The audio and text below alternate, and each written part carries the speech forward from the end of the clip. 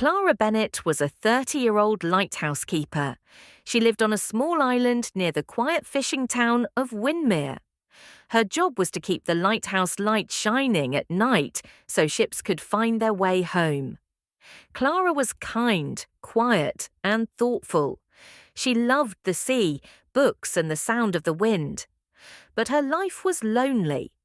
She had lost her parents in an accident 5 years ago, and since then, she had chosen to live alone, far from the busy world. Her only companion was a grey cat named Milo. Every morning, Milo followed her up the spiral stairs as she checked the big glass lamp at the top of the lighthouse. Clara's days were simple. She watched the sunrise, wrote in her diary, and listened to the ocean's music. But deep inside her heart, she wished for one thing: someone who would truly understand her silence. She didn't know that her wish was already on its way, carried by the waves. One cold morning, Clara went to the small mailbox near the gate of the lighthouse. Usually it only held bills or weather reports. But that morning there was a letter. It looked strange, old paper, the edges a little torn, and the ink slightly faded. The address said simply, "To the keeper of the Windermere Lighthouse." There was no name, no return address. Clara frowned but smiled softly. "Maybe it's from a tourist," she said to Milo, who meowed as if agreeing. She opened the envelope carefully. Inside was a single sheet of paper. The handwriting was neat but strong. It said, "Dear Keeper, every night I see your light shining across the sea. I am a sailor, far from home, and your light reminds me that hope still exists. Thank you for keeping it alive, a friend from the sea." Clara felt warmth spread through her chest. No one had written to her in years. She looked out at the ocean, where the waves sparkled under the morning sun. Somewhere out there, someone had seen her light and cared enough to write. She placed the letter carefully in her diary and smiled. "A friend from the sea," she whispered. "That sounds beautiful." A week later, another letter came. This time, the paper smelled faintly of salt. "Dear Keeper, your light was brighter last night. It gave me courage. I am far from land, but I feel less lonely knowing your light is waiting. Sometimes I wonder who you are. Do you ever feel lonely, watching the sea every night?" A friend. Clara read the words again and again. It felt strange but comforting, like speaking to someone she had always known. That night she wrote a reply and placed it in a bottle.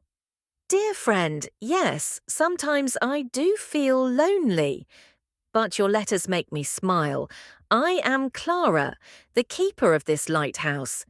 If the sea carries this message to you, know that you are not alone." She threw the bottle into the waves and watched it drift away under the moonlight. Days passed, then weeks.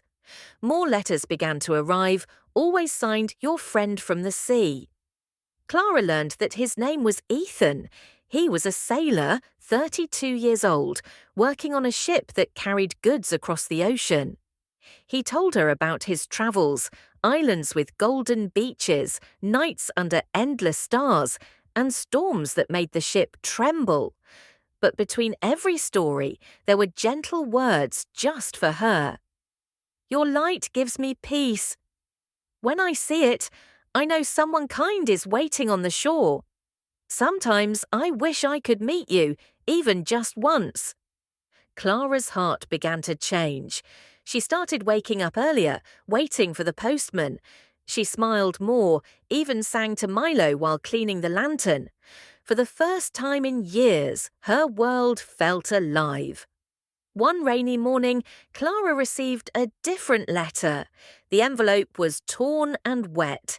The ink had blurred in places, but she could still read the words. "Dear Clara, our ship is sailing into a storm tonight. The captain says it might be rough. If I don't write for a while, please don't worry.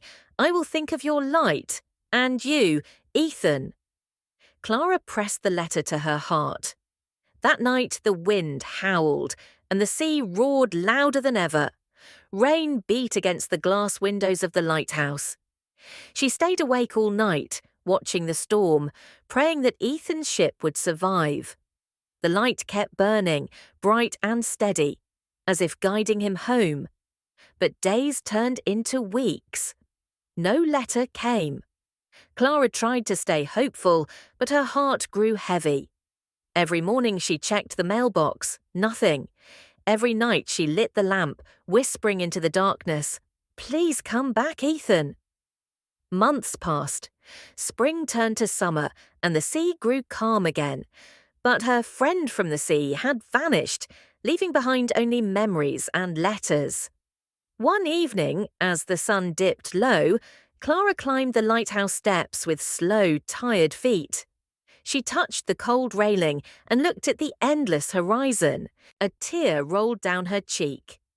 "Maybe he's gone forever," she whispered. Just then, Milo meowed loudly, and Clara heard footsteps behind her. A man stood at the bottom of the lighthouse stairs. He was tall, with sun-browned skin and kind eyes. His clothes were travel-worn, and his hair was damp from the sea breeze. He smiled shyly. "Are you Clara Bennett, the lighthouse keeper?" Clara froze. Her heart raced. "Yes, and you are." He took a step closer, holding something in his hand, a small, familiar bottle. "I'm Ethan Parker," he said softly. "I think this belongs to you." Inside the bottle was her first letter, the one she had thrown into the sea months ago. Clara covered her mouth in shock. You're real." Ethan laughed gently. "Very real. Our ship sank in the storm, but I survived. I was rescued and spent weeks recovering. When I could travel again, I promised myself I'd find the light that saved me." Her eyes filled with tears. "You found me," he nodded. "I followed the light." "Your light." That evening, Clara and Ethan sat on the rocks near the lighthouse, watching the sunset paint the sky with gold and pink.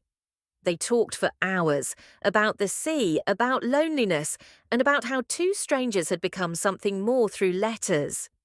Ethan smiled. "I used to think sailors could never belong to one place. But now I know. My heart belongs here." Clara blushed softly. "And I used to think I'd live alone forever.